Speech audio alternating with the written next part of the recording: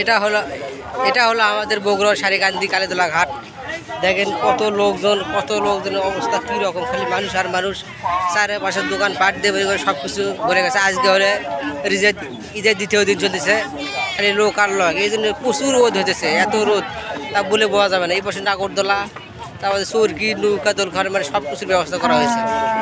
আমাদের এখানে এত মানে অনেক লোক আছে। এখানে পুলিশের গাড়ি দেখা যাচ্ছে, মানে কেউ যেন কোনো যাতে কায়েম মানে অবদান কাজ কাম যেন না করতে পারে, সেই জন্যে পুলিশের ব্যবস্থা করা হয়েছে।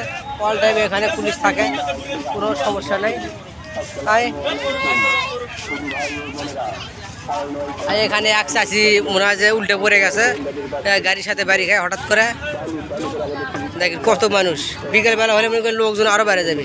এই যে এখানে দেখতেছেন যেগুলো ধানের ঠিপি দেখতেছে, এগুলো গাঞ্জে ধান, এগুলো নৌকা থেকে করে কাটে আনতেছে, কাটে আনে এখানে ঠিক করে রাখতেছে। এখান থেকে ঠিক করে এখান থেকে আর মারাই করে নিয়ে যাবে।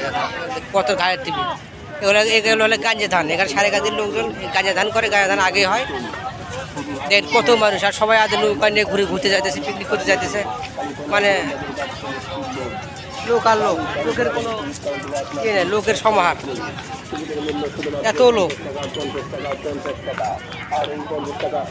সবাই একবার পিকনিক টিকনিক করতে যাইতেছে, কোনো সমস্যা নাই। কত দূর পর্যন্ত দেখেন লোক, বললে উৎসব লোকজন যায় বেড়াচ্ছে, যায় ওখানে পিকনিক টিকনিক করতেছে।